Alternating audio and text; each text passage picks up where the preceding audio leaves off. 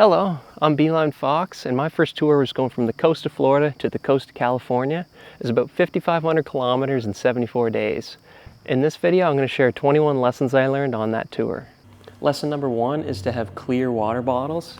I started that trip with these black and white ones that I couldn't see through, and I'd be constantly forgetting which ones are full or empty. But when they're clear, you instantly know at a glance how much water you have. Number 2 is one of these snap strap things for when I was wearing pants. It just saves them from rubbing up against the chain ring and getting them dirty. And plus, you don't want to get a tear in them. Next is earplugs. Super important if you're in a campground.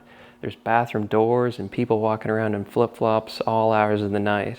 And on top of that, I'll add an eye mask so you can sleep in past sunrise or have a siesta in the middle of the day. Next lesson was to get a good quality hand pump. I started with a cheap one and it didn't have a gauge, and I'd just be guessing like what my tire pressure was, which is not what you want to be doing when you're fixing flats on the side of the highway. And if it comes with a mount too, that's a real treat. Lesson number 5 is more of a happy accident than a lesson, and it's that you don't need a $5,000 bike to do a tour like that. I did it on a 90s bike that's probably older than me with entry-level gears and brakes. Not saying that to brag, I was just ignorant enough to try it, and I had a pretty good time. Okay, next is to get some good quality straps. You don't want bungee cords or ropes, because straps will still have a bit of give like a bungee, but they're going to click into your rack and they're going to be nice and sturdy and nothing's going to be bouncing around. Next lesson was to bring a microfiber rag. Perfect for wiping down electronics or your phone. I also carried another to wipe down the bike when it got dirty, or my helmet or handlebars, anything like that. Not so much a lesson, but these Keen sandals were another happy accident. You can wear them pretty much anywhere, you can get them wet, they work great on the flat pedals. The only con, I guess, is that they give you a really comical tan line. Next lesson is a packing lesson. What I started with was just throwing everything in these panniers, you know, loose items, and you just got stuff in the bottom. And if you've toured before, you know how much of a nightmare it is to be reaching in to your pannier and it just feels like an empty abyss of just random stuff when you're just looking for one thing. So the solution that I kind of go with now is to have only like 2 or 3 items in your bag, and that means just putting things in other bags. So this is my clothes. And it's just one of these like kind of mesh bag things, and it's just all my shirts and whatever. But that's one item. And then in this, I have my first aid kit and then like toiletries. So that's 3 bags in this pannier.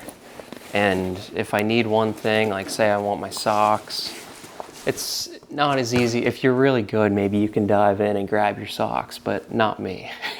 So you take this out, you grab your socks, you need first aid kit, you reach in there, you grab that. So you can kind of optimally get anything, and it'll save you a lot of headache when you get to a campground and you're hungry and who knows what you need from your bag. So that's the lesson there. Lesson 10 is to look into travel insurance with your credit card. Sometimes they offer a week or 2 for free, which will save you a bit of money. Next one is to carry small denominations of cash, because places like campgrounds can be cash only, so it's best to be prepared. Alright, next one is regarding food, and it's to not carry more than you need to. I remember carrying a can of soup through Texas Hill Country for like 5 days, just because I didn't want to eat it. And it's not like I was in the middle of nowhere yet. There was still a grocery store or a gas station I was hitting every day, and I could have just got it there. So the lesson or solution here is eat your heavy stuff as quickly as possible, and if you can get it in the next town, get it there, and don't be carrying it like a pack mule. Lesson 13 is to take the scenic route. Sure, you're going to suffer a bit more, but you can trust me that you're not going to remember the flat highway. Next one is always a constant battle, but I try to be as strict as possible now with what I put in the handlebar bag, because this can turn into a rat's nest pretty quickly. This is mission control, right? So you've got like everything you need and is valuable in here. Passport, wallet, earbuds, external battery, electronics, a GoPro, cords. Got some Cliff Bars, and then I got wipes and hand sanitizer. So there's room to grow, because you're going to get random papers and garbage and it's just gonna all fill up pretty quickly. So keeping this minimal right off the bat is kind of a good way to make sure the chaos doesn't get too crazy. So this one's if you're flying with your bike. Obviously you're gonna package it up and tape the top. That's pretty straightforward. But what can be a good idea is to reinforce the rest of the box. So do a couple strips down the bottom where there's the fold. And then my buddy Ben showed me you can even reinforce the handles so those don't tear. But yeah, I learned this one the hard way when I arrived in Toronto. My box came out on the belt and I was just like, whoops. Excuse me, sir. Could I ask you a weird favor? Okay, next lesson is to document your trip, whether it's writing or photography or videography like I prefer. Just make sure you do it because it's all gonna be one big blur in the end. Okay, this one's one of the more important ones, and it's just to realize that on a bike tour, you're gonna get hangry.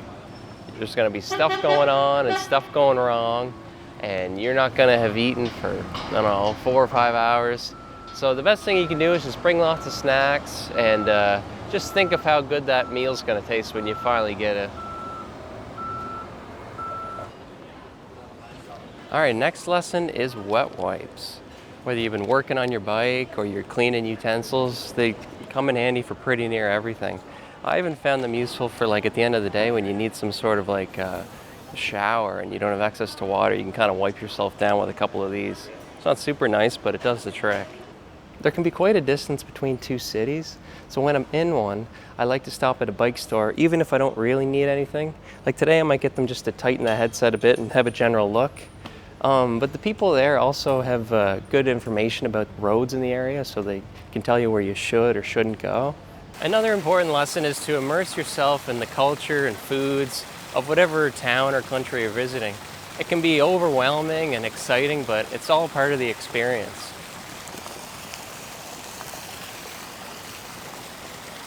All right, last lesson, and maybe one of the more important ones, is to be fully prepared, yet go with the flow.